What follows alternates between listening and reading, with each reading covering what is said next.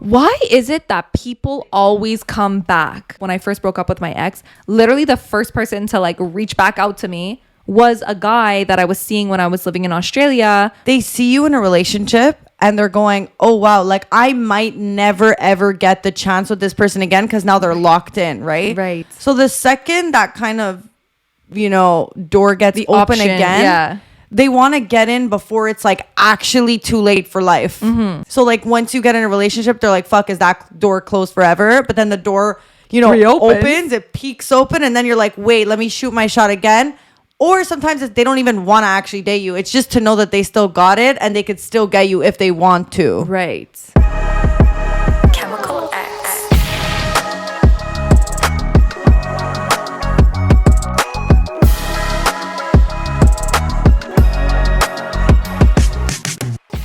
What's up, guys, and welcome back to the Chemical X podcast. I'm your girl, Alessia, aka Spice Girl today. Well, you're always, in a new look. I'm your girl, Veronica, as usual. And guys, if you don't know, I'm going to say it as, once again. If you haven't already subscribed, go subscribe now. Go leave us 5 stars on Apple Podcasts. Go follow us on Apple Podcasts. Follow us on Instagram. Follow us on TikTok. I'm totally remixing my usual thing that I say, and I don't know anymore. But basically, like and leave a comment down below. How about that? I wanted to actually talk about how you were saying, I change up my looks. Mm-hmm. Not so that no men get tired of me. I mean, that would be a good reason. You got to always keep them on their toes, guys. You got to be Carlita one day and Alessia the other. Yeah. Mm-hmm. Well, yeah, I'm channeling in my my pigtails, and it's just the vibes today. You feeling good? Yes. I get like that too. I do like a sick hairstyle, and suddenly I think I'm better than everyone else. Well, I already feel like that, on the everyday basis. The regular? If I have 2 pigtails, forget it. It's over. Forget it. Get out of my way. Honestly, the bigger hoop I'm wearing, the more it's like, don't walk in front of me because you're gonna get pushed. I don't know what it is about hoops, but Hoop earrings? I get this energy where I'm like, you want to fight? And then they're like, yeah, I do. And I'm like, never mind. I'm just kidding. So do you feel that way about lingerie and stuff? Let's say you're in a relationship. Are you still putting in the same amount of effort when you're in a relationship and it's been 2 years? Are you going out of your way to order new lingerie to just shock your partner? The audience doesn't get shocked too often in a long-term relationship. When you're in a new thing, you're a Victoria's Secret. You're ordering all the new lingerie, all the cute new sets. 3 years in the relationship. Listen, you've saw They're getting your Krispy Kreme donuts. They're getting your Sundays, your Mondays, your Tuesdays, your Wednesdays. They know what's up. They know the category of lingerie that you have. Listen, guys, lingerie is expensive, eh? I'm not in a 3-piece suit every time we're going to bed. I remember my ex-boyfriend was like, okay, I really want to get you new lingerie. So we're like, okay, let's go to the store. Fun. Let's go pick out stuff.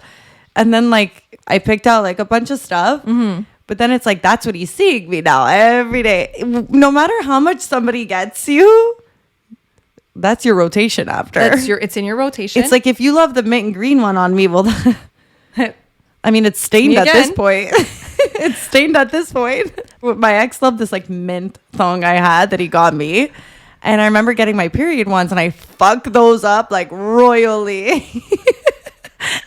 And it's you can't look at that thong the same after that. It never goes back to its original. Let's just say that. You could wash it as many times as you want. It has trauma. Krispy Kreme donuts. But my ex used to buy me a lot of lingerie actually throughout our relationship. That's true. But it was one of those things where it's you bought it for me. I put it on because you bought it for me. I wore it. But when you're living together, I can't explain that it's not a let me surprise them with candles and the sickest. I'll be lingerie is one of those things. Also, I'm a big I love to surprise somebody with wearing lingerie under an outfit. Same. But nobody preps you for there's no outfit to wear lingerie under because it's always gonna show. So there's no surprise. I see your stockings from a mile away. What am I supposed to do? Put garters under jeans? It's really hard, and I've had that problem a lot of times. And the only way to really do it is when you're both inside the house. You're hold on, I'm just gonna go to the bathroom, and then you put it all on. But then you start taking so much time because to freaking clip the fucking garter. To clip the garter to the sock, guys, you're an athlete if you can do that. Oh, and then what? Let me just bring my heels in the bathroom with me because I'm not going to go raw dog socks. You know, you have to put the heels on. You know, you have to go full. You have to do but then guys, it's so true because it has to be like a give me 2 seconds. Like, let me just go change into it. Then it doesn't take 2 seconds. It doesn't take 2 seconds. He's waiting there. His dick's soft at this point because he's waiting. He's on his phone now. He's on Instagram. He forgot that where you went. He doesn't even know you're there. You're there struggling with your fucking garter, trying to look sexy for him, and then what? You're gonna smash the bathroom door open, and then you open the door and he's sleeping. No, 100%. Because you took too long. But that's the thing with these like crazy outfits. There's so not that many opportunities to do them. Like I'll do like a cute bra and panty, and like that's the most I could get away with. But once it starts being garter and the crisscross, it's very hard to do under an outfit. It takes time, and then it's off in a second. They don't even, they don't even do enough of the like foreplay to enjoy the amount of time it took to put it on. Well, when they start trying to rip off my underwear right away, pause off. Yeah. You know how long it took me to get this on? Marinated it a little bit. Pull it to the side. Yeah. And we're not taking it off. How about literally. that? Bitch, what the fuck? You know what I did? They're right away going and snap your bra. Whoa. Yeah. I put effort into this. Yeah. Enjoy. 100%. You could see my nipple through the fucking bra. You don't need to take it off, okay? I'm not wearing this for no reason here. It's staying on. Girls go through so much. It's actually insane. It's insane. But you know what? I actually love lingerie, and I really do. But it's just one of those things that at a point you realize, do we even give a fuck about this? The more we talk about this, the more I'm realizing why we're single. No. Could be. Maybe. So I guess the tip here is, I know you might not want to do it, but do it for your partner. I think it's very fun to do it every once in a while. Yeah. It's unsustainable to want it all the time. Yeah. And it just doesn't go with my outfits. You know what I mean? Like, come on. In a perfect world, you're wearing a trench coat and you just yank it off and you're a sex machine under there. It just, in real life, it doesn't work like that. You come home from a date, you're drinking, there's no time. It's a mess. Chances are you're hooking up. Excuse me, give me a nice 15-minute. Like, it just ruins it actually ruins the vibe. The only time I was very successful at it was when I remember my ex left. He left to go do something. He's like, I'll be back in 20 minutes. I had 20 minutes to be like, okay, yes, garter 1 on. But if they're in the same premises as you, it's impossible. And that's so true. I've had a couple of... You're struggling and then the garter is really not attaching to your... Exactly. You have to have that like, hey, I'm actually coming over, and you know that it's just to fuck. Like, you know that there's no date. There's no like extra fluff. Like, it's like, then you're ready to go with your robe. Yeah. But you can't. You know what I realized also? Some guys don't even want the entire like whole system. Because it's a system. They don't know what to do with it. They don't even know. Have you ever seen a guy try to unbutton a garter? It's very like, well, we'll just keep this on. I don't even know how to do it, so I get it. I totally get it. But I feel do the underwear over the garter so that if we're like, let's say you want to take my underwear off, we just take it off and you just put the underwear on last over the garters. Oh, yeah. Wow. Yeah, I've never done that. That's a hack. You put it on over, but I'm actually over garters. Bra and panty that apparently my dog too. Your dog hates garters. No. But you know what I realized? I think a lot of guys, they just want a naked body. Well, yes, but what I was gonna say is sometimes it doesn't take much. Listen, for any man, it does not take much. Yeah. But like, I don't know, like for me, baby doll dresses were very, my ex loved that. Really? Yeah. I get it though. Innocent, cute. He's like everything she's not. Can you dress like? Can you put those pigtails back on? Actually, when you put the baby can you doll? Dress like how you're not, which is definitely not innocent and cute. That's what they always want. I think it just depends, like the scene. I just think a lot of guys think that like, you're either really into lingerie and you love lingerie, or you don't really have an opinion on it. Yeah. And like, that's what it is. Like, at the end of the day, a guy just wants you naked. Yeah. They don't care if your underwear is the same shade of black. They're just so like, true. Look, rip it off. And how do you feel about fucking in like heels? I think it's hot. It's sexy. It's fun. Yeah. But in a 3-year relationship, it's not happening. But that's the thing. We should be doing that in a 3-year relationship. I mean, look. Look, there's there's Valentine's Day. There's times we pop out of nowhere. We're like, just. There's also a difference I have to say between dating, like in a relationship with someone you're not living with, and living with someone, because it's very hard to do surprises and something when you guys are together 24/7. It's like, I want to surprise you, but you're going, why are you taking 20 minutes in the bathroom? Like, that's not your usual routine. You know what I mean? Like, there's no leeway. It's like, we share the same closet, the same bed. You know exactly what I'm doing. You know when I'm going to grab the heels, what's gonna happen? Like, there's no surprise. Yeah. What do you think, actually, speaking of that, what do you think about people having separate rooms? Like, you and your boyfriend having separate rooms, living in the same place, you probably sleep in the same bed, but you have your own room, like your own space. I think bathroom for me is 100% like, you want your own bathroom? I would always want my own bathroom for sure. Interesting. But I'm not sharing a closet with my man. No.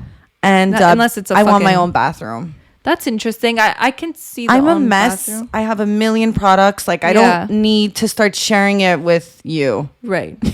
Okay. And they have like one little pouch, which is like a razor, a toothbrush. They have nothing. And we don't even want to give them that space. We're like, no. It's like, can you move your... Like, you're actually taking up all the space. It's so true. They have one little pouch. They have one little thing, and it's like, clean up your shit. You're making a mess. Meanwhile, all my lip liners are there. All my makeup. I don't know. Like, sometimes I hear about people that like really, I have actually a couple of friends that like to have separate rooms with their boyfriends, and sometimes they'll go sleep in their own bed and stuff. And I actually kind of get it in a way. I don't think personally that I would want that, but I do get having your own space. Wait, okay, hold on. If you are living with your man and you're sleeping in 2 different beds, just break up.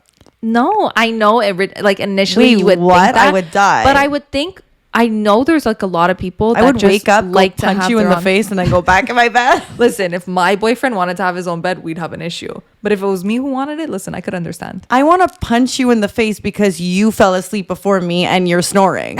Like, I want to wake up and you're trampled on top of me. Oh yeah. Like, are you a cuddler? Yes. I'm a big cuddler. Yes. I'm like, your hands are not leaving my Sometimes body. I'm like too needy though. Oh, I'm too needy. Wait, are we the same with that? Okay, wait. I'm too needy. Well, and you know what's funny is we're not affectionate people in general. But when it comes to like my man, your hands don't leave my body. But like public, no. But in the bedroom. I'm so ugly. In private. In private. Ew, why does that sound so immature? Well, I used to get in so many fights with my ex because he would fall asleep and I'd be like, and I'd ask for like too much, and then he's falling asleep. Yeah, he wants to fucking turn over. He wants his own space, which I want too. But if you're falling asleep before me and I'm not asleep, why are you letting go of my ribs? 100%. You know what I mean? It's not allowed. And like another thing with my ex that was like, okay, I'm gonna call do I want to call my ex back? I don't know if, well, it's all men. They just knock the fuck out. They don't have like an intermission and like they have to like get into their thoughts, then fall asleep. It's like they lay their head on the pillow and they knock the fuck out. Right. And to me, like, my ex would snore and then I would have a harder time going to bed because like he's snoring. So I'd literally I would wake him up, literally punch him and be like, you're making so much noise. Like, wait till I fall asleep and then you could go to bed. Be a gentleman, at least. I'm not even joking. There were times where like I would go to bed and then he would go to bed. Yeah. Well, like, be a gentleman. Like, I'd have to go to bed and try and fall asleep first and then he would come join. Because if he falls asleep before me, he's getting knocked the fuck out. But I get it. I've never actually been with like a snorer. Like my ex in some position. Well, no one admits it. I didn't even snore that much. I take videos. I take fucking videos. I'm like, this is what I'm dealing with.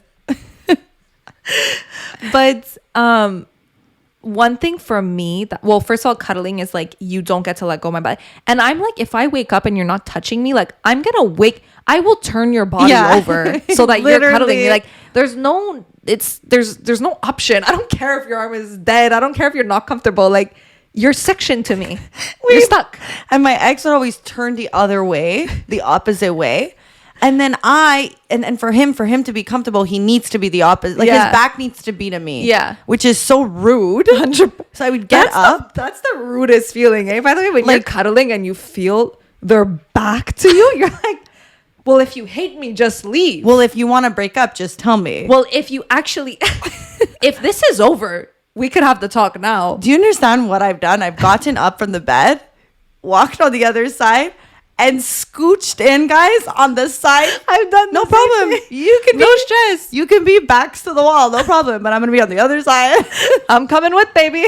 You know, have you ever seen that video where it's like what girls expect you to do when you're cuddling, and like they're cuddling and he just grabs her over and puts her on the other side? That's my dream. Yeah. That's what I need to happen to me. Yeah.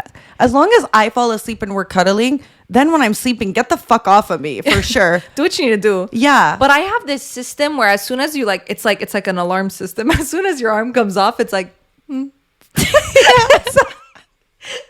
denied.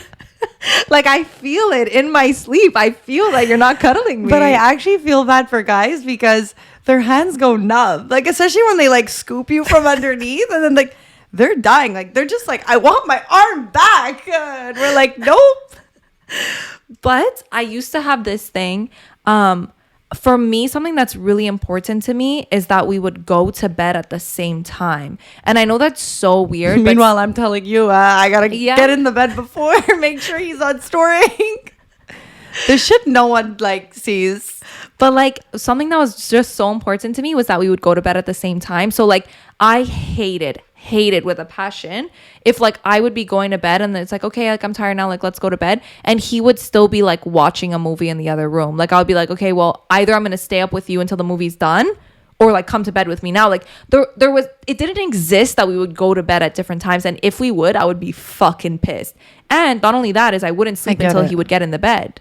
Like I needed to fall asleep together.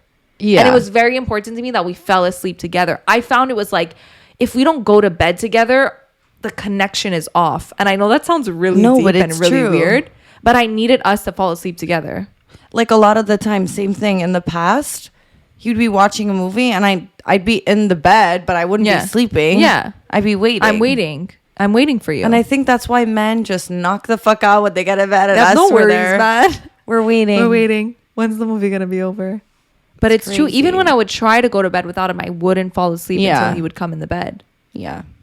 It's weird. Mm-hmm. But like for me, that's something that's so important in a relationship when you're living together. Or I guess not, obviously, even if you're not living together. But just going to bed at the same time.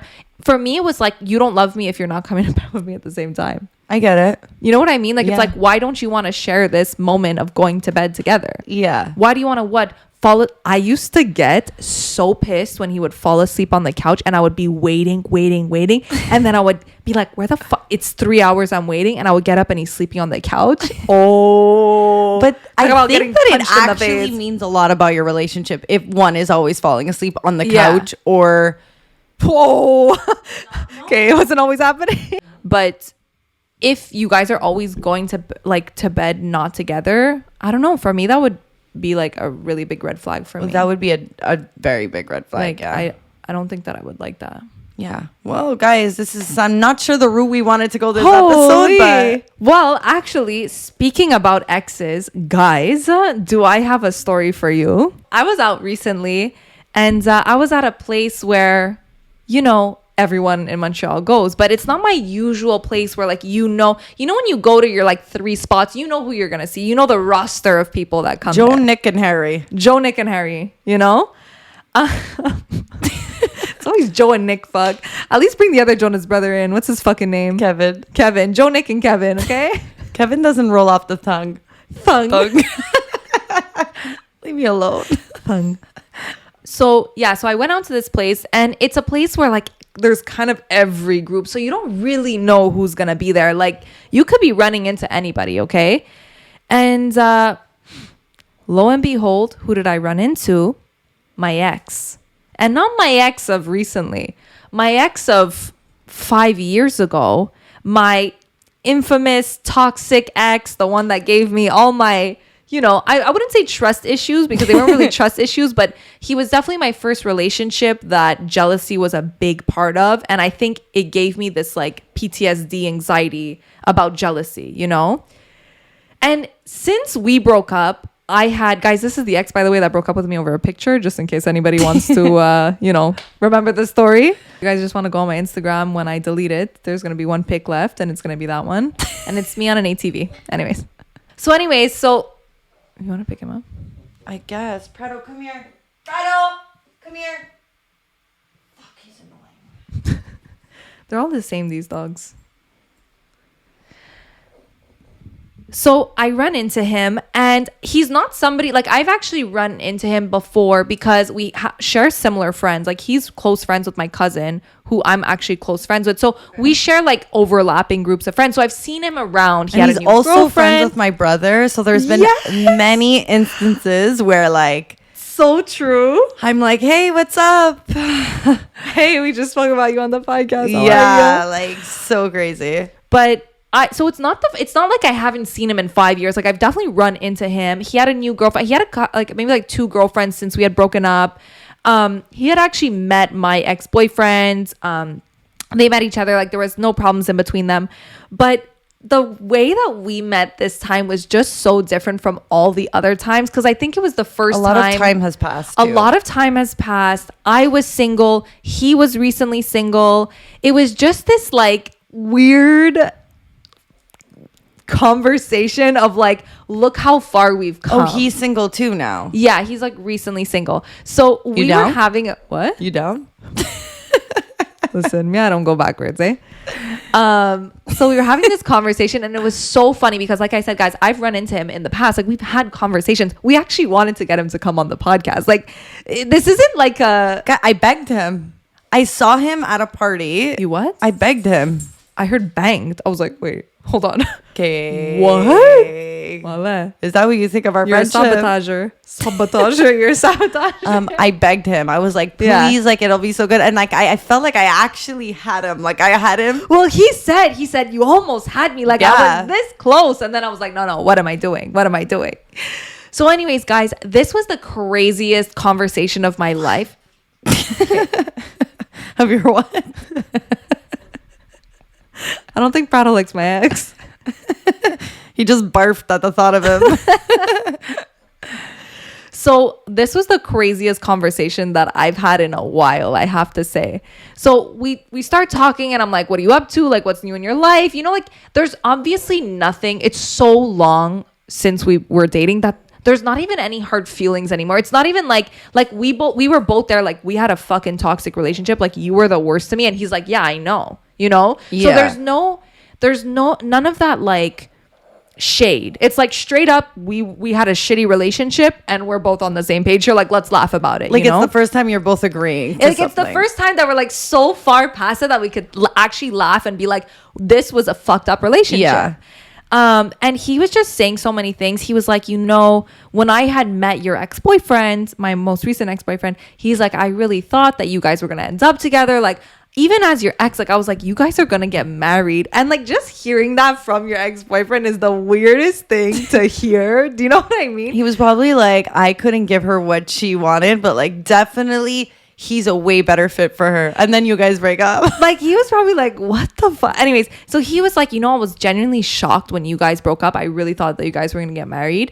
And he's like, you know, even coming from me, your ex, like, I know it sounds weird, but he's like, I really knew you, and like I knew the kind of person you are. And he's like, you know, you're so easygoing and you let so much shit slide. Like he must have really fucked up for you guys to break up. And I was like, wait, hold the phone. Hold the phone. Easygoing. Let shit slide. Now it's like, is that what you're telling everybody about me? Like, I don't think people can come around and play me, okay? Like, whoa. Wait, let so much slide. Yeah, I was like, if you didn't get your confirmation that he cheated on you.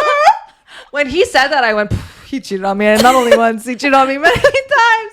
Let shit slide. Suddenly all the images started floating back. I was like, I don't know if we're on good terms after all. Anyways, we're having a whole conversation, and he was telling me, you know, because this is a guy that I dated and we knew that we were not the right fit for each other. He was super possessive, super jealous. And I obviously am like the last person you would want to date as a jealous person. You know that some girls will be okay with handling someone who's possessive because they want someone who really like loves them and shows them that much attention. So I think that, yeah, it's not the best quality to have, but for somebody else, it might work. I don't think in many circumstances it works, but I actually know of girls who like love when their man is like possessive, obsessive. Yeah. So I think he's just like with the wrong chick. So the thing is, he wasn't possessive, obsessive. He was jealous.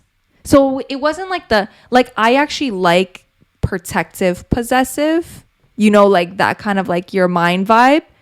But I don't like when it's like, who the fuck are you looking at? Why are you wearing that? Like that for me is like another level. And he was more of like a, why are you wearing that? Like don't do this, don't do that. Like why you want to go there? Why do you want to work here? Was in the making of this relationship. He's the type where you're gonna wear lingerie for him. And who sold you that? Was it a guy or a girl? That? Yeah, why'd you get that? How long have you had this? Did you use this on your ex-boyfriend? No. Why are you wearing makeup, babe? For you.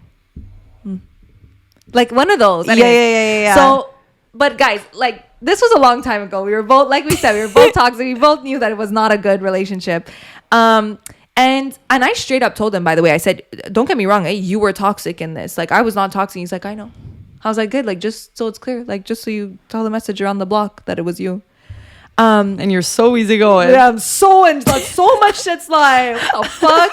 It's like, can I be mad at you for cheating on me even though I don't know for sure, but 5 years later, fuck. So guys, we were really, and we had spoken about, you know, after our breakup, like we're just not the right fit people. And I've actually spoken about this. Like, I don't think that I was just the right girl for him. Like, I think he really wanted this like good girl, stay at home girl, this like conservative type of girl, like a mamarel in my eyes, you know, like a motherly housewife vibe, conservative. Like that's just the girl that I always saw him with because that seemed like that's what he wanted. And, you know, obviously I'm the total opposite of that. And I was always just like, look, it wasn't like there's nothing wrong with we were just I hate that we're even saying this right now because honestly, if I knew a girl who could be both. Sure, no problem. But I just don't think he wanted any side of what I am. He didn't want anything. He didn't want anything to do with He didn't want the a type girl of person who went out, who had friends. It was really like bad. Yeah, it was one of those. So it was really one of those. So I always thought like he's going to find a girl. He's going to find that good girl that he wants. And like he's going to realize that that's what he wants. It's just so funny to me because even I, as his ex-girlfriend, thought that that's what he wanted too, based off of the way that he would act. I really thought that that's the kind of girl he wanted. And I think he thought that too. And like he finally got it. And it's so funny that you could think that you want this certain type of person. Mm-hmm. You think that you like, this is the person for you. And you finally get them and you realize like, holy shit, like after all, like this doesn't work. You know what bothers me so much about men is they meet you and they know exactly who you are. Like I'm somebody who always likes dressing up. I'm always gonna, you know, if I want to show my tits, like I'm not hooking up with a bunch of guys and cheating on you, but like I do it for myself. And like when we go out, you should be like, wow, I'm so happy that I have her by my side. Right. So they love this when they meet you and then they get you and they're dating you. And then all of a sudden things start to become slutty and then it's not what they want. And that bothers me so much about men. I'm sorry, stay in your lane then. Well, literally don't come up to me. If you meet me and that's what you're seeing, then that's what you're going to get if you date me. Yeah. Like I don't change for you. But I think a lot of guys think that in a committed relationship, you're going to like you're going to like somehow dim down who you are to fit the box of what they feel like their girlfriend should be. And you know what though? Because they might have people in their life where they see like relationships happening and then the girl becomes more wholesome or she changes a little bit who she is. So they expect like every girl that they're going to date to do the same. And it's just like, no, go find someone else then. And then look, you go find somebody else and then you're fucking bored. So like, I'm not going to change who I am. Either be happy with who I am or walk the fuck away. Exactly. And that's the craziest thing, guys, is that I spent so long thinking like, I don't know. I think that relationship, dating somebody who doesn't like the person that you are really affected me. And like, I really wanted to make a whole episode about this, but like that relationship really made me feel, and even to this day, put in certain mindsets in my mind that I'm in a certain way unlovable. I swear because of that relationship.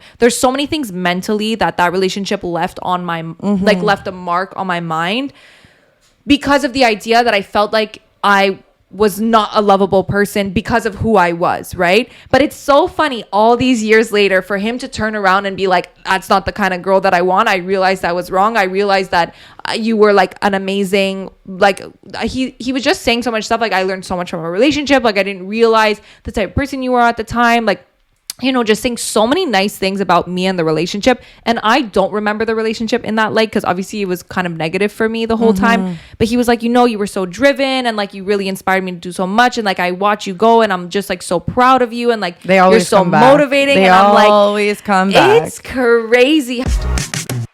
So this week we're the jumpsuit girls. We are ready to jump out of a plane and look good doing it.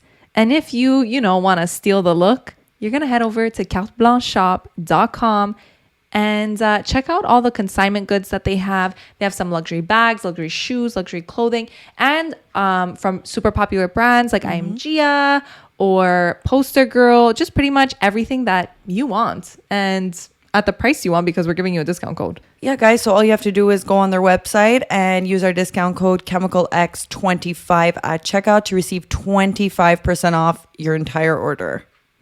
And if you're one of our boys, men listening to this podcast, then you know that to get the ladies, you got to be in a nice fitted suit, because there's nothing better.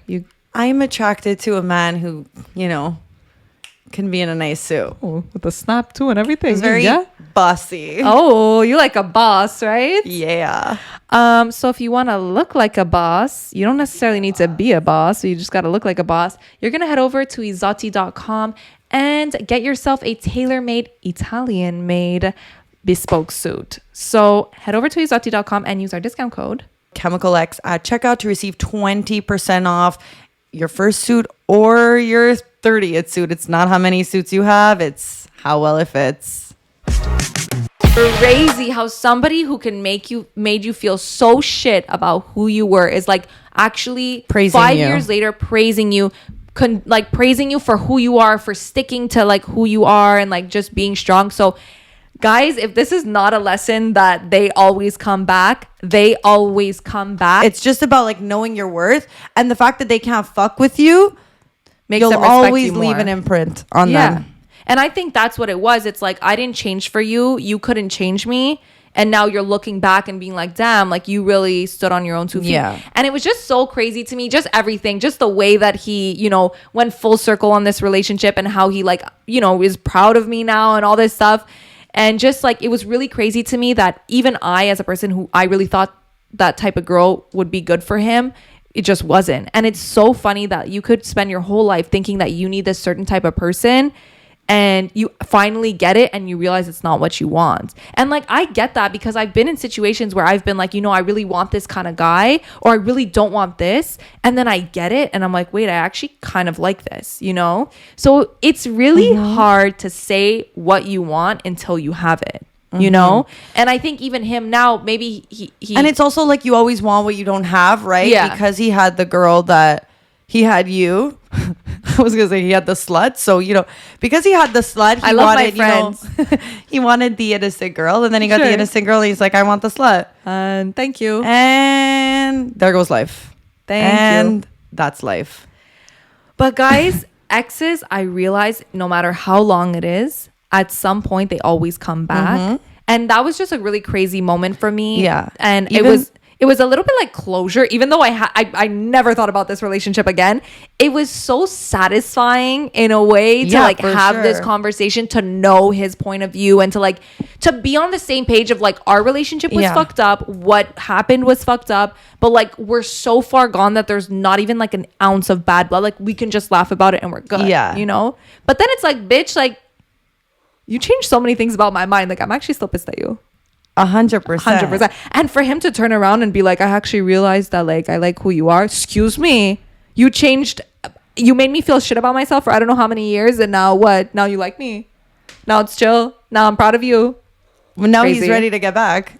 It's crazy. They're always ready to come running back. It's insane. Even the guy I was like kind of like seeing, who lived in Miami, he like wrote to me the other day, and I'm just like, what? Like, hey, what's up? Miss you. Let's get away. And I'm like, what? No. Why is it that people always come back? Like, what's the reasoning? Because when I first got out of my relationship, when I first broke up with my ex, literally the first person to like reach back out to me was a guy that I was seeing when I was living in Australia. We had like a we were dating, whatever. He was the first person to like start calling me up again. I hadn't spoken to him in like 4 years. Yeah. He was like, hey, we were just FaceTiming. I'm like, what I think? Why do they always come back? You know what I think it also is a bit? They see you in a relationship and they're going, oh, wow, like I might never, ever get the chance with this person again, because now they're locked in, right? Right. So the second that kind of, door gets open again, they want to get in before it's like actually too late for life. Mm-hmm.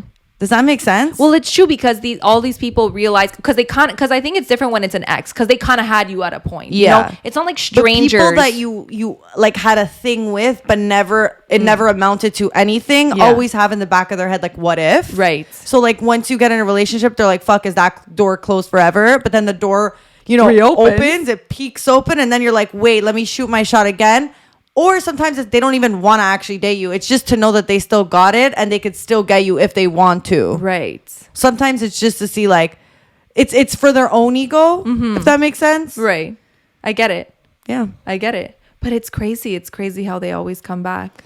It's a tried and true method and it might take years. It might take 5 years, 6 years. And I feel like I've been in like, not masculine energy, but I feel, and I don't know if you can only be a fuck girl if like you're fucking a bunch of guys, because I'm not, but I feel like every kind of guy I talk to, most of the time, I'm like less invested and more of the fuck girl. And I feel like they want to date you more, obviously, because you're giving that energy, but they also respect you more. And I'm like, this is disgusting to watch. Do you know what I'm talking about? Like when you see like, and then people will talk about that same person and be like, oh my God, he's such an asshole. Oh my God, he doesn't give you the time of day. And I'm like, really? That's not my experience. But then I look inward and I'm like, well, that's because you're being a bigger fuck girl than he's trying to be a fuck boy to you. Well, that has always been my experience. Is like, I would be like dating these guys mean guy, making it seem like it's 100 guys. Well, I'm sounding like I fucking 6 guys a week. I'll actually make it more. I would say there was about like 2 guys that I dated that were like infamous fuck boys,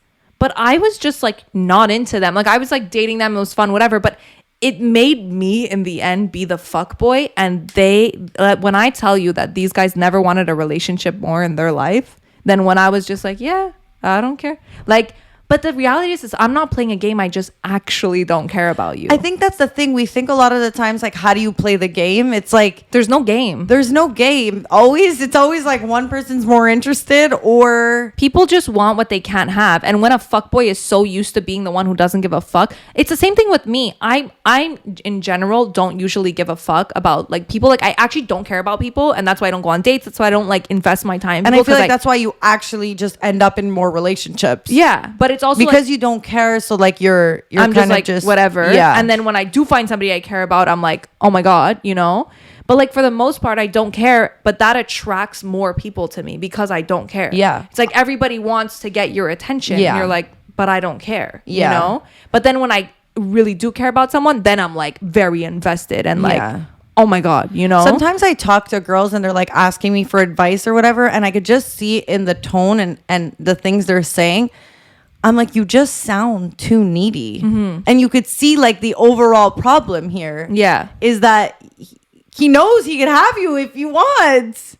And that's why he ain't running. Yeah. Girl, do your thing. Run along. Fucking find things to do and don't give that attention. Find things to do. It's really not about playing a game for me. There's no game. For me There's no game. There's no game. I live my life. I'm working on my shit. I have so much to do that even if I like you, I still can't devote all my time to you. Even if I'm fucking obsessed with you, I still can't devote all my time to you because I have shit to do. But that's the real way of how a girl becomes a fuck girl without actually like trying to do it. But that's how you get somebody interested because you're not devoting all your time to them. Yeah. And that's why I'm saying it happens regardless of if I'm into you or not. I have a life. I have shit going for me. I'm always going to prioritize going out with my friends. I'm never going to cancel out all my friends. I'm still going to go out with them. I'm still going to make time for them. I'm still going to make time to do the things that I want to do. And then in turn, that makes you like you're not giving up all your time to someone, even if you like them. And then they die. They die for literally 1 second of your time. But it's more important if you like somebody. It's actually more important. Yeah. And it obviously but happens. Guys, I want to even say if you are talking to someone and then they ask you to do something, but you had a plan already to be with girlfriends and you cancel your plans with your girlfriend or whatever, no, don't do that. No. See your plans through and then just be like, I can't. Sorry, let's do a rain check. Yeah. Because if you're going to cancel your plans to be with this guy that you like, then you're going to cancel everything in your life to be with this person and you're going to lose yourself in the process. Absolutely. Rain check, make a date. And also it's showing the guy like you're not available to him at all times. He's got to prioritize. He's got to plan. These are all attractive things that a guy has to do in order to get you. Yeah. I think at the end of the day, guys like to work a little bit for what they want. And when you have a life and when you have a schedule and they need to abide by that schedule, they like that. It's literally life though. It's not just men. Yeah, women, it's life. Everyone. It's either like that. or. Even a girl. Yeah. It's the same thing on the other side. It's the same thing. Let me give you an example. Why do we all want a Birkin? Because we can't just get one. And that's why it holds its value. That's why everybody wants it. Even more than any other YSL bag. You know, it's because you can't just have it. So the same way you are with a Birkin is the same way you have to be in a relationship. Yeah. I think the most important thing is not doing things for another person. And like, I think that's why naturally, in a sense, we are that way. It's easy to do it because we're not doing anything to do it. I'm just a busy person. I have a life. I have my friends. I have my family. I have my things that I go to the gym. Whatever it is that I do, I keep that and I don't change it for a guy. You know, I'm really that type of person. Yeah. And it comes naturally to me. I don't do it to get a guy. I don't do it to keep interest. It's just how I am. And I think that's something that everyone should do, guy or girl. It's like, always keep your stuff. Like I was actually saying today to someone, like, for me, it's a huge turnoff if a guy would call off work for me. Like if a guy would call in sick to see me, I would be turned off. Well, that is the biggest red flag there ever was. Okay, so can we discuss this? Oh my God. For me, and even I've seen it happen, and I'm just like, oh no, it's happened to me in the beginning of all my relationships, and every time somebody did it, I was like, don't do this again. I want you to go to work. I want you to prioritize your goals and your job before me. The problem is the fact that we're even having to say that to somebody, it's wrong. Yeah. You know, because if you're with somebody who's literally a go-getter, they have goals for themselves. Like they're not just canceling work to see you. Yeah, they want to see you. That's fine. That's amazing. But also they're going to work it around their schedule. They're not going to cancel to see you. I really like. For me, what it tells me is like you don't prioritize your work and you're willing to like cancel other things in your life to see me, which makes me feel like your priorities are a little bit off. Like I like when somebody balances the same energy that I have, and I will never take off work for a guy. Yeah. Like, okay, we're going on a trip, whatever. We're going to do this certain specific thing. No problem. Yeah. But am I going to call in sick because I want to what? Cuddle in bed? I'm not going to do that. No. And like, that's something that's really like a core value. As much as I want to do it and whatever, it's not about wanting to do it. It's about like, I will always keep my like priorities in line. Yeah. And like, I'm always going to keep my life first, you know? And that's something that is so important to me. Like somebody that prioritizes their life and that won't cancel you guys things don't for understand me. Like, and I think that's why a lot of girls are attracted to like successful men too. It's because they find it so hot that they're successful. But the reason they're successful is because they didn't just cancel work. Yeah. You know what I mean? They stayed focused on their goals. And I think that's like women, we need to learn to do that like even more. Yeah. For sure. Because we're very adaptable as women. And we're very nurturing. Yeah, so like we'll be like, there, we'll adapt, we'll understand. But I think you can't be like that. No, like even that. Another thing is like even a guy who would like cancel all his plans with his friends, cancel all his things just to see me. No, have your life. I want you to see your friends. I would prefer that you go see your friends and we can't chill. I would be happier that you do that. Also, because the build-up of seeing each other just becomes that much better too. 100%. And you know what? It's like I look back to like past relationships and I notice that. Yeah. You know? So it's like, that's a red flag. Yeah. No, you shouldn't be canceling work. You should be prioritizing yourself. And I've always felt like a bitch kind of in a relationship like that too, because I felt like I did it, but then I felt kind of like bad for doing it because somebody was willing to do it for me, but then I wasn't willing to do it for someone else. Right. But then I feel like when you're with somebody who has the same like value and does the same thing, then you won't feel as like bad. Yeah, no, I get it. But I'm straight up about it. I'm like, look, like this is my priorities. And I'm always straight up in a relationship. Like I'll always be like, look, never miss an opportunity for me. Do not ever cancel an opportunity. Do not ever cancel a plan. Do not ever do anything based on this relationship and based on me, because I promise you, I will see you through every opportunity. And if I can't be there, then what's best is for you to follow that opportunity. And that just might be me, the type of person I am. Way. I very much prioritize dreams, goals, ambitions, you know, whatever, like in business, career and stuff like that.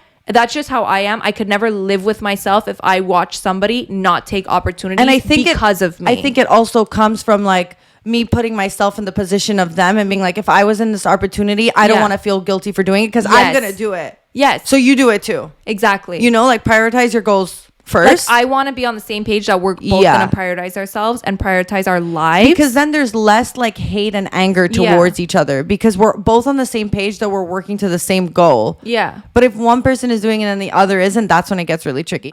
It goes back to kind of what we were saying in the last episode of like prioritizing yourself first and then you'll be happier. Like, I know that if I'm in a relationship where we're both prioritizing our lives, I'm in a happier relationship. Because if you're canceling everything for me to prioritize me in a certain sense, to see me more, to do whatever, in turn, we're going to have a worse relationship, you know? And the last thing that I want to say on this topic was the dating stage in the relationship. I've never realized how significant it is until now, kind of.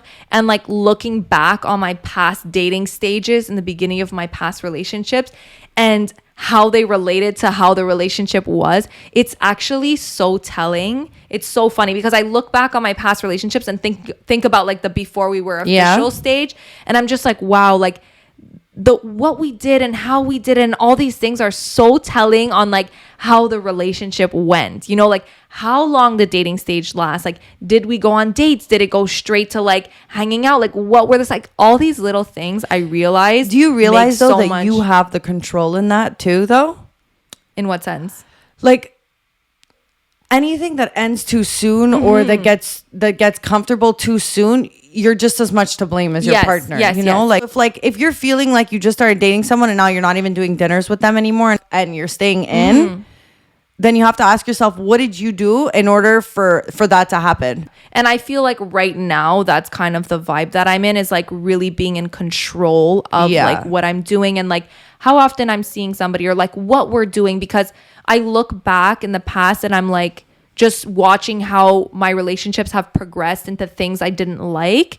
And like now it's so true. Like I have this control and like just like having the knowledge and having the realization and having like the kind of like the bird's eye. Yeah, the bird's eye view of it. I'm very like, okay, I know how this is going to go. And I kind of want to have a little bit more control over like where this is going. Yeah, like timing and stuff, because it's easy for me to just like follow my heart and jump right into it and do what I want. But then I see where that's gotten me and I see that it's like not as good. And like now where I'm at now is like I'm trying to take so much of my time and I'm really trying to enjoy myself and like just like enjoy like the slowness of it. And I find that I'm so much happier and so much more like enjoying every moment, enjoying like everything that I go do, every date that I go on, like whatever it is, like I'm really just like happy, you know. And I think that's something that I've lacked in all my past dating and like relationship stages, because it's always been like just too fast, too soon, like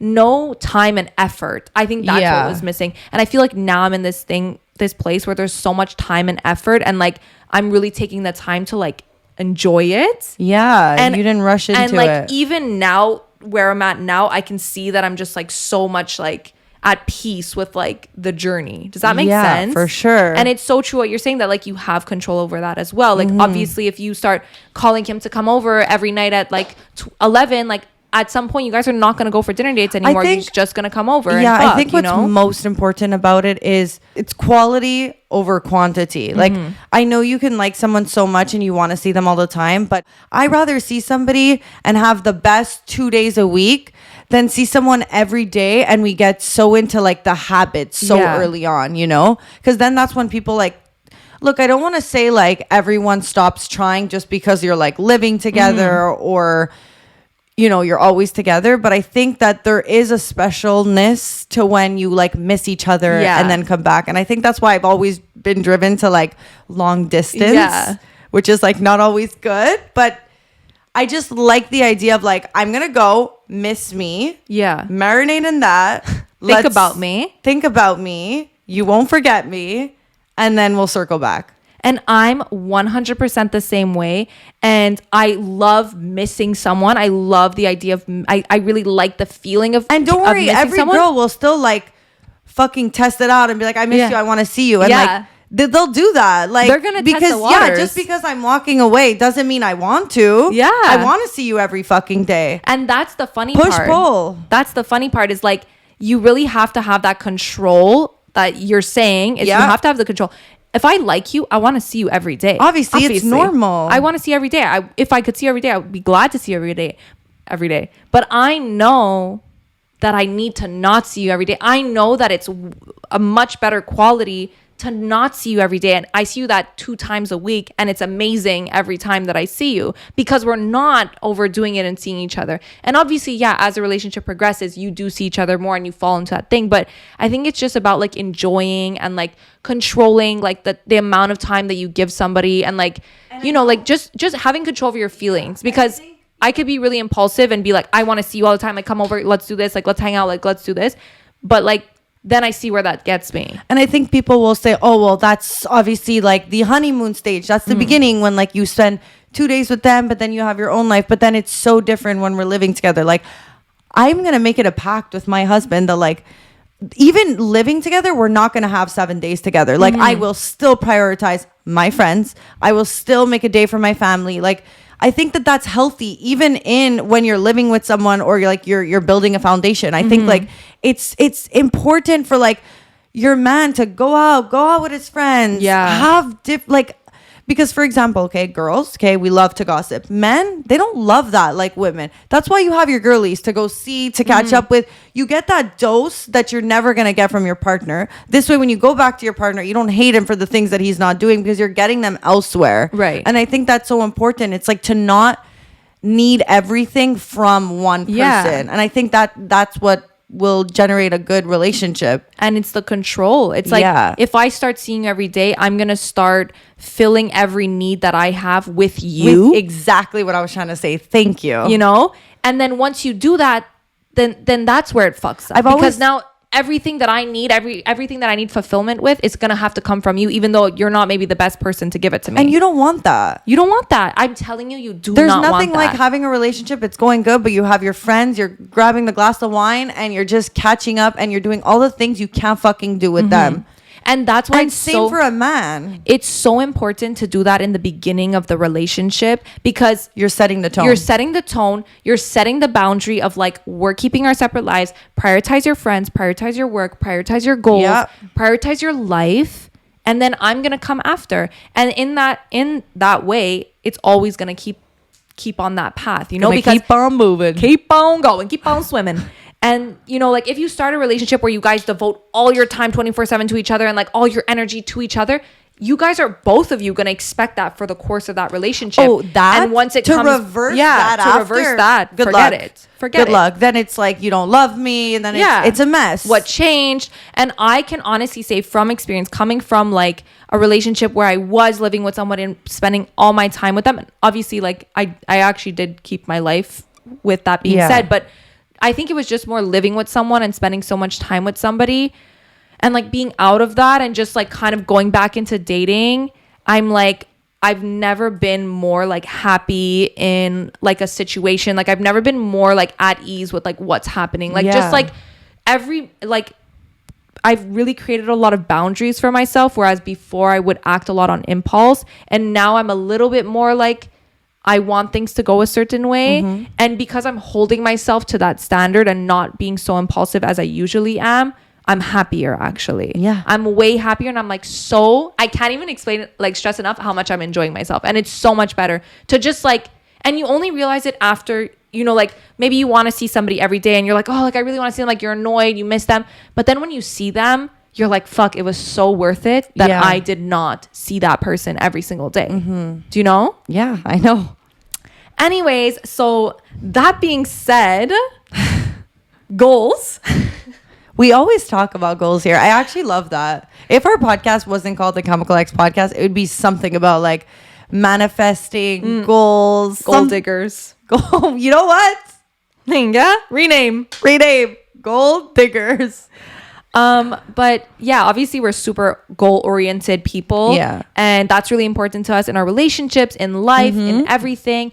And I was having a conversation with somebody recently, and we were talking about, you know, opportunities. And opportunities are something that's actually so fucking scary. Like, you could be anyone. Like, I love new opportunities. I love change. And yet when I come with an opportunity, there's always that hesitation to whether or not you should take it, whether or not it's the right decision, especially when it's a big change, like a new job, a new partner, a new trip, you know, whatever it is. That's big, a big change. It's actually very scary, no matter how much you like change. And I think everyone could relate to that because once you get in the comfort zone, it's like, it's easy to fall in the trap of just like doing the same thing all the time, but you actually have to step out of your comfort zone in order to grow. Yeah. You'll never grow if you stay in your comfort zone. Yeah. And I was talking with this person and it's easy to get comfortable. Yeah. And that's why I think like sometimes you're not ready for something, but you have to almost like skip the fog and just do it just for what the outcome could be. Yeah. You know? So I was talking to this person and basically we were just talking about, you know, like being ready for certain things and stuff like that. And, you know, we were just talking about how like if an opportunity comes to you, it's because you're ready for it. The universe will never give you an opportunity that you're not ready for, that you can't do. You will never be brought something that you can't do. And the worst that happens is you learn a lesson from it, which means that it had to happen. Yes. You know? So already that being said, that whatever opportunity you're given is something that you are extremely capable of doing, should give you some peace of mind on its own. But also to be like, this was meant for me. This was meant for me. In some way. Yeah. And also the other thing was like, we were talking about how when you're faced with an opportunity and you feel afraid, when you get to the point where you're actually afraid of that opportunity, that's exactly when you know that it's an opportunity worth taking. Because an opportunity that's not worth taking won't scare you. It's going to keep you in your comfort zone. It's something that it's safe. It's a safe bet. But the real, true, amazing opportunities are on the other side of fear. I swear I get a kick out of something that'll just like bring me back to life. Like, but it's just crazy. It's really like it'll make my stomach turn. Yeah. Like it'll be like such a disgusting feeling. But I'm always trying to think of it like afterwards. And it's so hard. It's so hard because everyone has a big fear of the unknown. I think that's the scariest thing is like, what if, what could happen, you know? Yeah. And, you know, the best example would be like when I was planning my trip to Australia, I was planning this trip. I was saving for it. Every day I was thinking about this trip. It was a highlight of my life. I was so fucking excited. And then about like a couple of days before I was leaving, I remember we're on FaceTime and you're like, I don't know. I'm like, what do you mean? Like you spent all this time saving for it. You're finally here. You've been talking about this forever. Like, I don't get it. Did you have a change of heart? Like, what's going on? So like a couple of days before I was leaving, I don't know if it was like a week or just a couple of days, I was like, genuinely, I was like, I don't want to go anymore. I don't want to go. Why am I doing this? What the fuck am I doing? I was at the time I didn't realize that I was terrified, but I just felt like I didn't want to do it anymore. I was like, why am I doing this? And at the end of the day, I actually physically forced myself to go. There was not an ounce in my body that wanted to go anymore. Which is crazy to think. I spent all this time excited, planning. And when it came down to it, I was terrified. I was like, I'm making the wrong decision. What am I doing?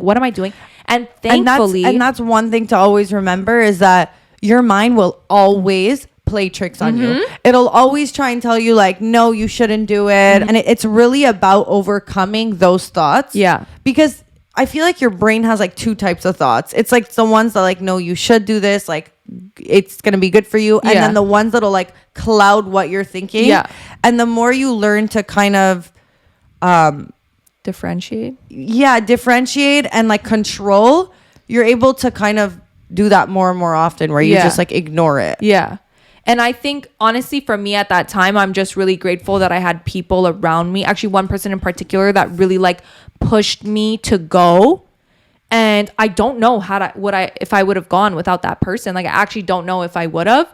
But I ended up going. I literally forced myself to go. And it was the best decision that I can confidently say that I've ever made in my entire life. Yeah. It has like absolutely changed the trajectory of my life. It's changed who I am. It was the best thing ever. And I was so afraid I didn't even want to go. Yeah. You know? And that's the perfect example of like when you're afraid of something, that's when you know you have to do it. And like just when I heard that, I was like, that's so fucking true. Like, and it just made me feel like of anything that I was kind of like afraid of or like iffy about or like worried to like do, that I was just like, this is the right thing. I'm just gonna jump into it and do it, you know?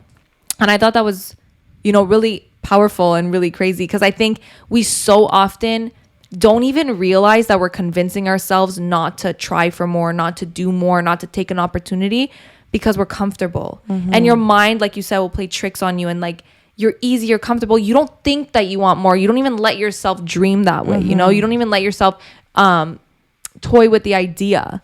And I think a lot of people get into that phase. And I think a lot of successful people, the reason they're successful is because they're always ready for a new opportunity. Because the thing is also when you keep taking opportunities, it's like anything in life, it gets easier and easier. Then you're almost like thriving for that thrill of a new opportunity, you know? But if you never do it and you always stay in your comfort zone, it's always going to be haunting you. Yeah. And another quote that I really loved and thought, you know, because we're the quote police, apparently. Yeah, I'm fucking quote day. Veronica, before starting this episode, is like, I have a couple quotes I want to add in the episode. I'm like, you do your thing, girl. I will follow. So get them all out. Air them all out. That's my last one, okay? You're back from Australia. You're feeling good. So my last quote of the day is, you need to give up your old life in order to get your new one.